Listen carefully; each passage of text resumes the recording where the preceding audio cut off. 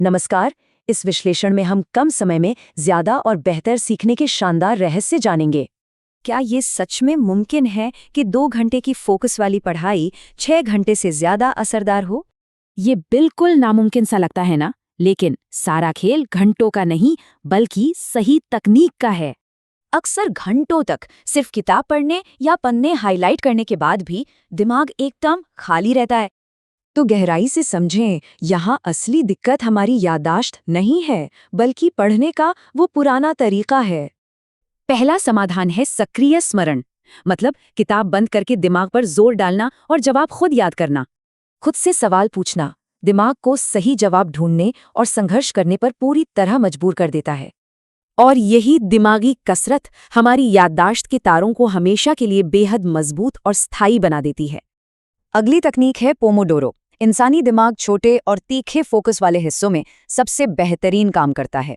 ऐसे 25 मिनट वाले सिर्फ 4 चक्र पूरे करने से पढ़ाई की उत्पादकता सच में दोगुनी हो जाती है। पर यहाँ एक बहुत ही चौंकाने वाली बात है, डिजिटल भटकाव की कीमत असल में बहुत भारी है। फोन पर सिर्फ एक नोटिफिकेशन आने के बाद पूरा फोकस वापस पाने में लगभग 20 मिनट लग जाते हैं। इसलिए सबसे अहम बात, पढ़ाई के वक्त फोन को पूरी तरह से बंद या दूर रखना ही चाहिए। अब देखते हैं अंतराल पुनरावृत्ति तकनीक। ये किसी भी जानकारी को लंबे समय तक याद रखने का अचूक फॉर्मूला है। सीखी हुई बातों को पहले, तीसरे और फिर 7वें दिन दोहराना इस तकनीक में महारत की असली चाबी है। ये टाइम टेबल नई जानकारी को कच्ची याददाश्त से निकालकर पक्की याददाश्त में हमेशा के लिए फिक्स कर देता है। और अंत में सबसे जादुई तरीका, जो भी नया सीखा है उसे किसी और को पढ़ाना शुरू कर दें। आसान शब्दों में दूसरों को समझाना हमारी सच्ची समझ दर्शाता है और ये याद करने का सबसे तेज तरीका है।